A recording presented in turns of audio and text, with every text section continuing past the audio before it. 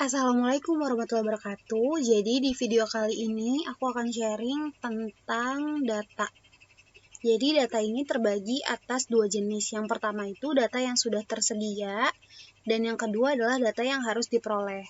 Data yang sudah tersedia itu contohnya seperti data-data laporan keuangan yang tersedia di sistem IDX. Untuk data yang harus diperoleh terbagi atas dua jenis. Yang pertama itu data sekunder dan yang kedua data primer. Data primer sendiri terdiri atas dua jenis lagi, yaitu observasi atau pengamatan secara langsung, dan yang kedua itu adalah survei. Survei juga terbagi atas dua jenis, yaitu wawancara yang terdiri atas wawancara terstruktur dan juga wawancara semi terstruktur, dan yang kedua survei itu terdiri atas kuesioner. Jadi intinya pada video kali ini aku akan lebih fokus kepada kuesioner karena contoh kasus yang aku bawakan juga berupa kuesioner. Kemudian, untuk setiap data-data yang akan digunakan dalam penelitian, khususnya data primer, itu harus diuji dulu dalam pengujian statistik. Untuk tahapannya itu yang pertama adalah tahapan uji statistik deskriptif. Yang kedua itu uji kualitas data yang terdiri atas uji validitas dan uji reliabilitas. Yang ketiga uji asumsi klasik. Yang keempat uji regresi linear berganda. Yang kelima uji hipotesis. Yang terdiri dari uji T dan juga uji F, dan yang terakhir adalah uji koefisien determinasi. Jadi kita langsung masuk dulu aja ke contoh soalnya.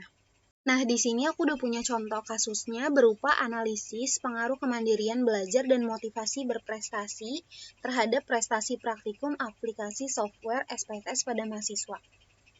Jadi di sini itu untuk contohnya terdiri atas 3 variabel. Yang pertama itu variabel kemandirian belajar atau disingkat sebagai variabel B. Yang kedua variabel motivasi berprestasi yang disingkat menjadi variabel M.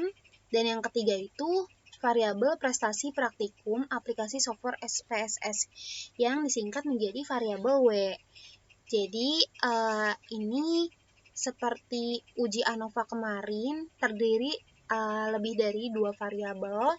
Jadi untuk variabel dependennya itu adalah variabel W atau variabel prestasi praktikum aplikasi software. Kemudian di sini juga terdapat kisi-kisi angket penelitian atau keterangannya. Jadi untuk variabel W sendiri terdiri atas 6 butir pertanyaan. Untuk variabel M terdiri atas 5 butir pertanyaan, dan untuk variabel W terdiri atas 7 butir pertanyaan. Dari masing-masing pertanyaan itu terdapat 5 keterangan. Yang pertama itu keterangan 1 berupa sangat tidak setuju, keterangan 2 tidak setuju, keterangan 3 netral, dan keterangan keempat itu setuju, serta keterangan kelima adalah sangat setuju. Di sini ada pertanyaan-pertanyaannya untuk variabel B, variabel M, dan juga variabel W. Nah, kita langsung masuk aja ke SPSS-nya. Untuk melakukan pengujian, kita buka dulu datanya sesuai dengan data yang tadi sudah ada di file Word. Kita klik open, ditunggu sebentar.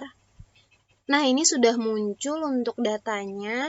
Ada data nama, gender, kelas, dan untuk variabelnya tadi kan hanya terdiri dari 3 variabel. Tapi karena variabelnya itu terdiri atas beberapa jenis pertanyaan lagi, maka untuk variabel di SPSS-nya sendiri juga harus dikelompokkan berdasarkan pertanyaan untuk B01, B02, B03, B04, dan seterusnya. Untuk M juga seperti itu, dan juga W seperti itu.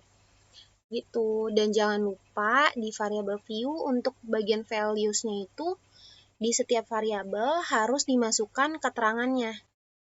Oke, langsung masuk aja ke pengujian pertama berupa pengujian statistik deskriptif. Kita langsung masuk ke bagian analyze seperti di awal aku udah jelasin, ke bagian deskriptif statistik, dan ke bagian frekuensi.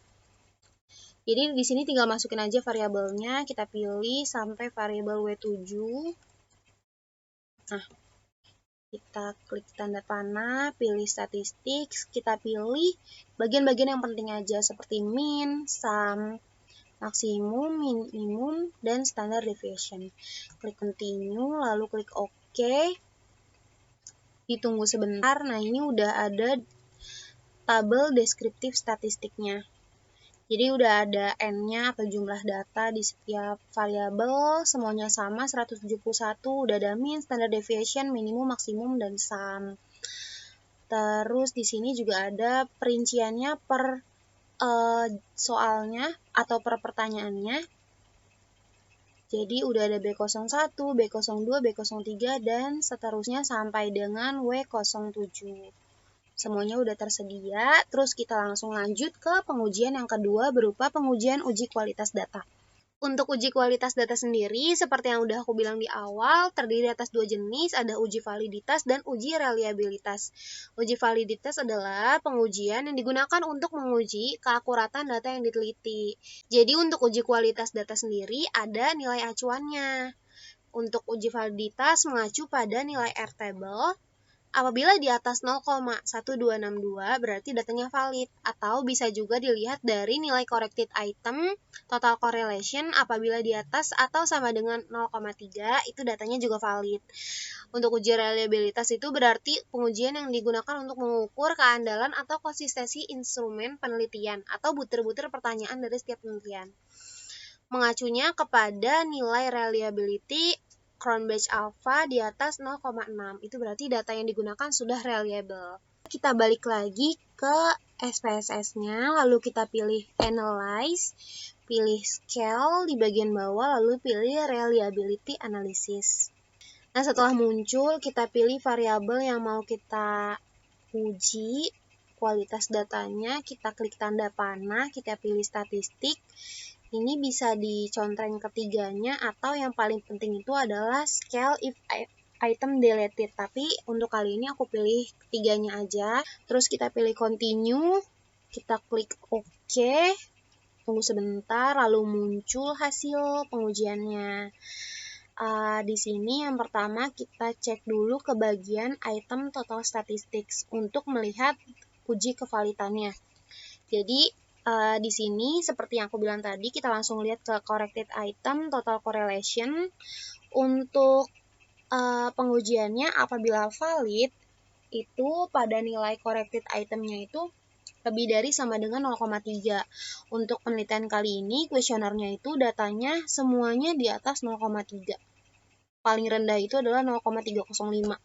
Jadi semua data yang digunakan sudah pasti valid, dan untuk reliable-nya lihat di bagian reliability statistics, ada Cronbach alpha yang tadi aku bilang kalau misalnya di atas 0,6 itu sudah reliable datanya. Dan di sini data yang kita gunakan itu Cronbach alpha-nya adalah 0,888. Jadi sudah pasti reliable. Nah, untuk video kali ini aku baru masuk 2 pengujian aja. Sisa 4 pengujiannya lagi akan muncul di video selanjutnya. Makasih yang udah nonton. Maaf kalau ada yang salah dan kelibet-libet. Wassalamualaikum warahmatullahi wabarakatuh.